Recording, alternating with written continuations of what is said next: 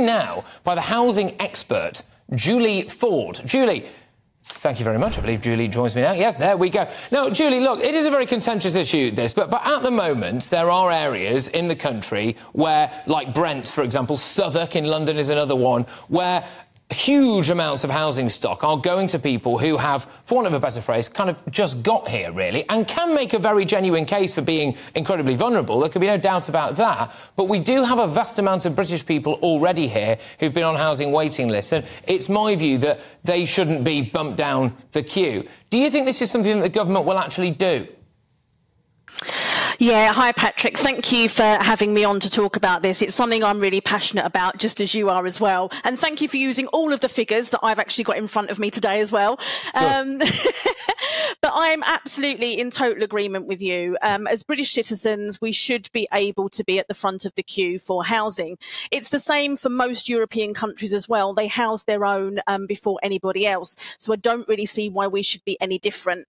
The problem I have with this report is it just another sticking plaster to stem an arterial bleed? Will we actually see it come to fruition?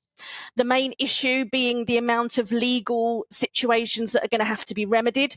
This will take in a lot of current legislation that will need to be deregulated, changed. You've also then got human rights, you've got discrimination, and you've also got the homelessness regulations that will have to be amended as well, which have only recently been amended in 2017. So although I absolutely agree with the sentiment, I'm very, very reluctant to believe it will come to fruition.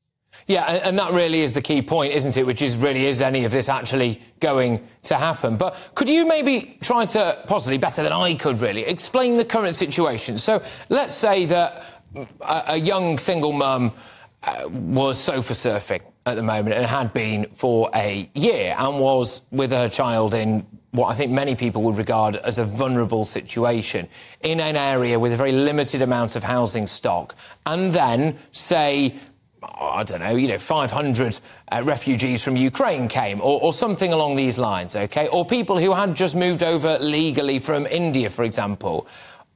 Is there a situation where she could be bumped down the queue in order to accommodate those people? Yeah, there is, absolutely. The way the system works at the moment is when you're looking at homelessness, you have 5 legal tests of homelessness. And all the council officers are looking at is whether that person meets those 5 legal tests of homelessness. Now, each of those 5 legal tests are broken down even further into own individual criteria. So even though you talk about your single mum with her child who's been, a British citizen all of her life, she may not actually be as in priority need as somebody who's come from another country, maybe not able to return to their country due to the political situations going on over there. They would genuinely be seen as more vulnerable, and therefore they would be allocated more points or a higher banding in the housing allocation system.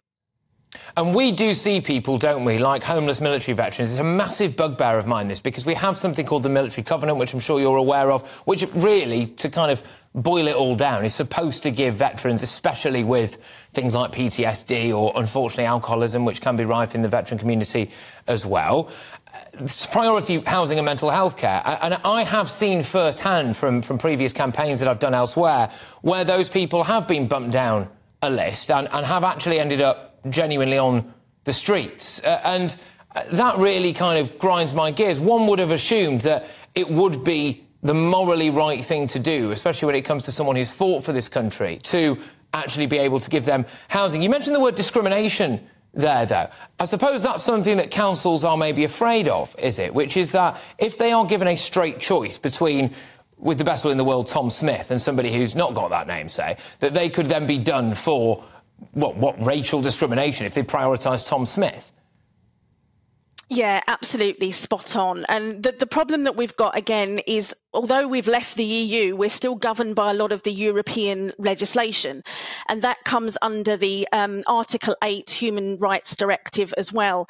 So when you're looking at housing somebody and their vulnerability, you're also looking at their ethnicity, and everything the council officers are doing has to be calculated to protect themselves. Because what they don't want is a discrimination case or anything further, because as a public body, they're open to that much more than a private landlord would be, for example, where it would be a civil case.